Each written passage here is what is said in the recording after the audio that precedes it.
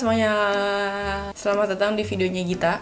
Kali ini gue akan membahas tentang biaya tinggal di Jerman. Nah, sebelum gue memulai videonya, gue mau ngasih disclaimer dulu. Jadi, biaya tinggal di Jerman ini relatif. Jadi, tergantung kalian tinggalnya di mana, terus tergantung lifestyle kalian kayak gimana, terus tergantung orangnya masing-masing. Jadi, kalau misalnya orangnya boros, ya dia akan menghabiskan uang lebih banyak per bulannya. Kalau orangnya bisa medit-medit dikit, ya udah pasti bisa banyak hemat keluar duit gitu.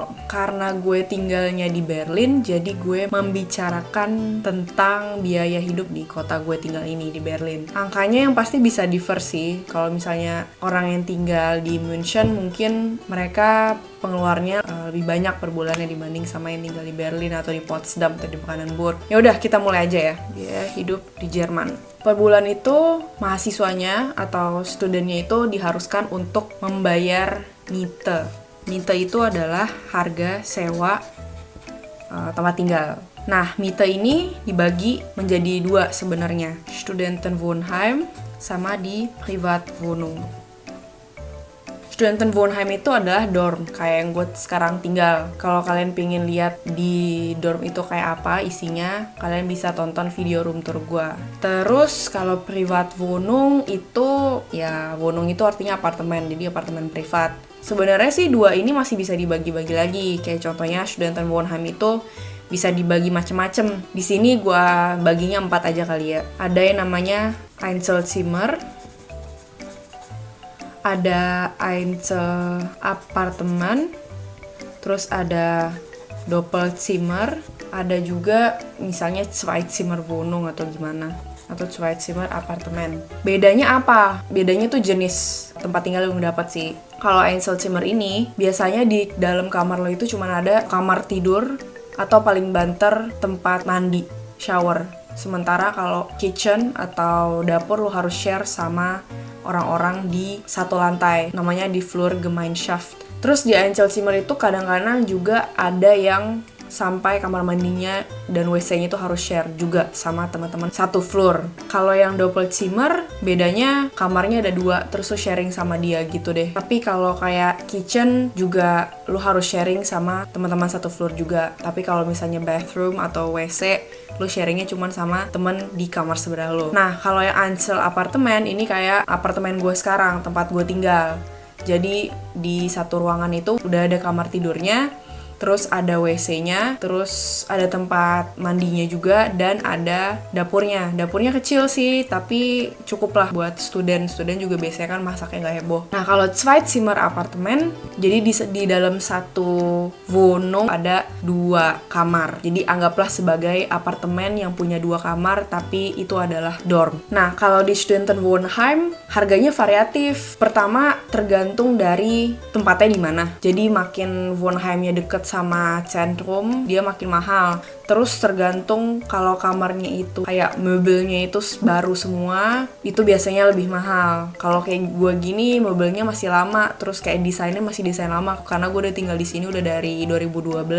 Gue bisa bilang kalau misalnya harga Studentenwohnheim sekitaran 175 sampai 480 dengan jenis apartemen yang berbeda-beda. Ini gue cek di websitenya studentenwerkberlin.de. Nah, kalau Privatwohnung beda-beda juga. Ada yang Einzimmerwohnung, ada yang Zweizimmer, etc.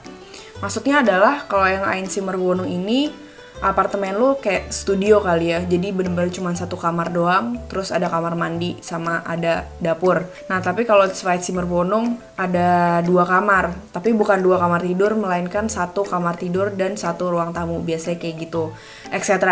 Jadi ada 3 kamar, 4 kamar, dan lain-lain. Nah, biasanya kalau orang Indonesia itu kadang-kadang yang Einzimmerwohnung tapi dipakai buat 2 orang, jadi kayak kamarnya tuh dibagi 2. Atau yang Zweizimmerwohnung ada 1 kamar tidur dan 1 ruang tamu atau ruang tengah. Nah, ruang tengah itu juga dipakai sebagai kamar tidur. Jadi kayak dibagi gitu. Jadi ruang tengah, terus dibagi jadi ada kamar tidur dan ada sisa sedikit mungkin dijadiin ruang tengah.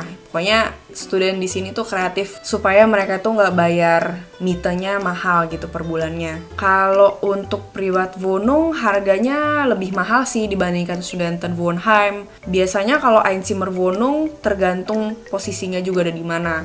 Makin dekat sama sentrum lagi-lagi harganya bisa lebih mahal, sekitar 500 euroan ke atas. Tapi kalau misalnya kayak di Berlin pinggiran harganya ya 300-an lebih masih dapat. Nah, kalau misalnya kalian kayak bikin Wohngemeinschaft beziehungsweise ada lu sharing Wohnung atau sharing apartemen sama student lain sama orang lain, jatuhnya lebih murah. Kayak makin lu banyak sharing sama orang ya makin murah. Tapi gue nggak prefer kayak gitu sih, karena jadinya kayak bakal kayak teri gitu loh, kayak bakal kayak kamar kos-kosan gitu, orangnya banyak banget. Jadi sebenarnya preferensi masing-masing sih, pingin lebih murah atau lebih nyaman. Kalau ini paling harganya bisa 180 sampai 600 lebih kali ya gitu.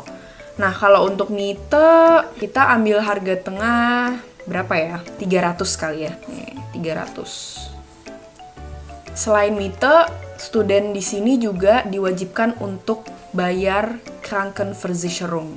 Krankenversicherung itu bahasa Indonesianya adalah asuransi kesehatan. Di sini setiap orang yang tinggal di Jerman wajib punya asuransi kesehatan. Nah, ketika gue masih jadi siswa di Sprachschule atau di sekolah bahasa, gue nggak harus pakai asuransi kesehatan yang staatlich.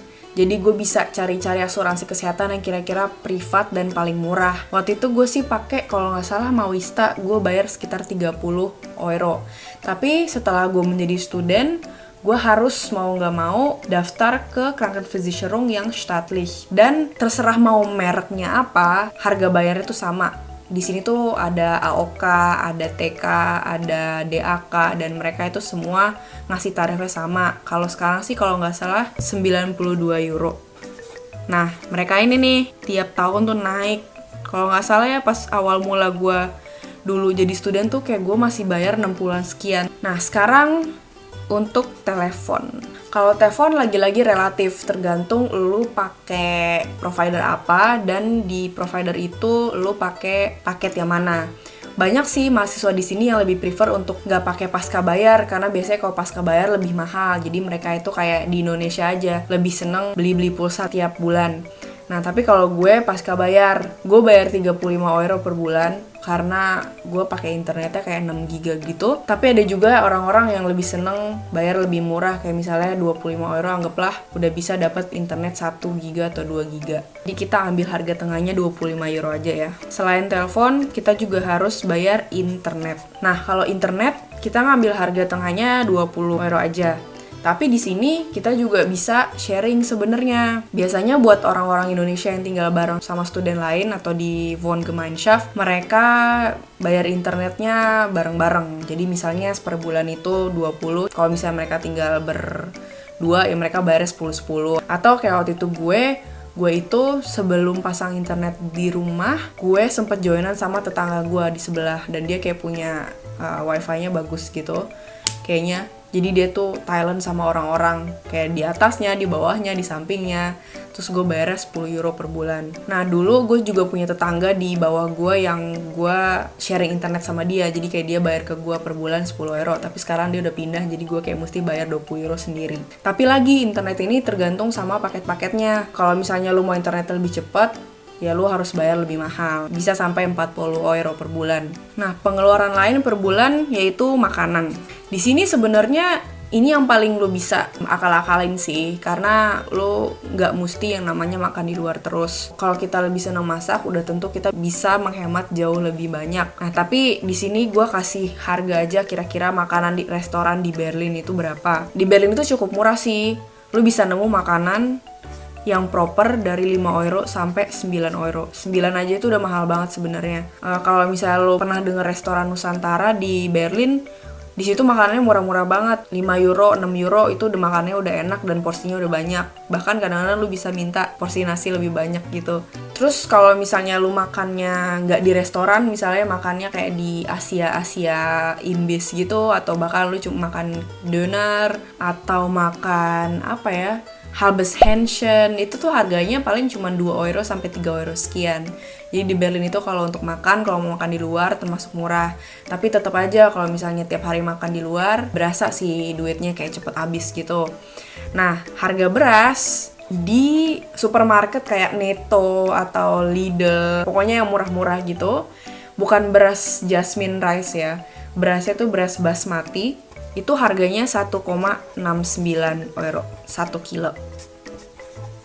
Kalau misalnya lo mau beli beras yang ke Indonesia atau beras Thailand, beras jasmine, beras Asia gitu, jauh lebih mahal. Jadi gue nggak pernah beli beras itu lagi. Gue cuma beli beras terus basmati doang. Sebenarnya ada beras yang lebih murah, kayak namanya beras langkorn. Dia kayak agak lebih kuning gitu, dan dia lebih keras. Rasanya kering banget. Nah, kalau untuk minum di Jerman itu tuh gratis, karena kita bisa ngambil dari air keran dan airnya itu selalu bersih dan layak minum. Makanya gue selalu bawa botol minum kemana-mana. Terus gue kalau di restoran, gue tuh hampir nggak pernah pesen air minum, karena gue mikir ngapain gue pesen kalau gue bisa minum gratis, tinggal buka keran doang gitu. Kalau untuk makanan, berdasarkan data dari Studentenwerk Berlin, per bulan itu student keluar uang sampai 175 euro. Tapi lagi ini relatif. Nah, selain makanan, mungkin ada kayak pingin beli entah perintilan-perintilan buat sekolah, atau misalnya beli apalah, ngelihat ada yang sale apa gimana-gimana. Paling itu per bulan sekitar 100 euro lah ya. Setiap 6 bulan sekali atau setiap 1 semester kita itu harus bayar uang kuliah, uang universitas. Dan biasanya harganya cuma 300 euro per semester. Kalau dihitung-hitung, harga semuanya sih sekitar 700-an euro lah per bulan.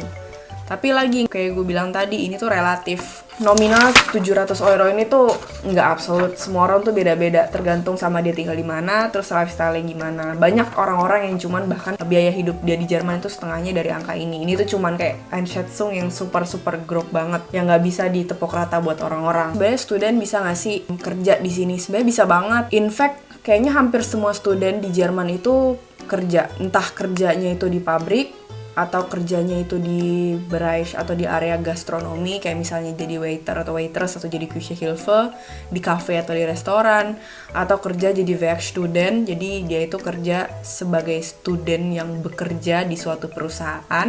Macam-macam sih pekerjaannya di sini, banyak lahan pekerjaan. Tapi kalau misalnya kita kerja, resikonya adalah pasti energi dan waktu kita harus kita belah. Jadi kita nggak bisa yang bener-bener fokus banget ke kuliah. Misalnya dalam 1 semester itu sebenarnya kita bisa ngambil modul 6 lah, anggaplah gitu, atau misalnya 7. Tapi karena kita sebenarnya pingin kerja di hari apa, jadi kita nggak ngambil modul yang 1. Jadi kita ngambilnya itu di semester depan.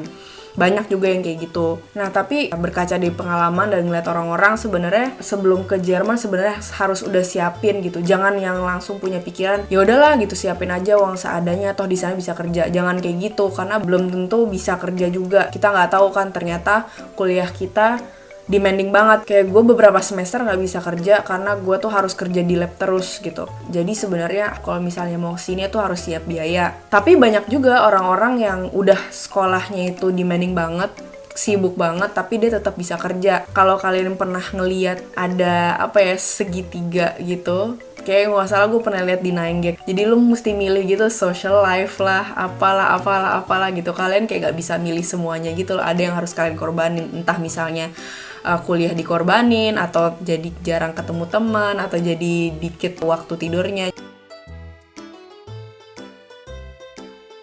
Apalagi ya mau diomongin. Kayaknya udah sih itu doang. Semoga videonya bermanfaat. Semoga video ini menjawab pertanyaan kalian tentang biaya hidup di Jerman. Buat yang mau tanya lebih lanjut bisa tulis di komen. Sampai ketemu di video selanjutnya. Dadah!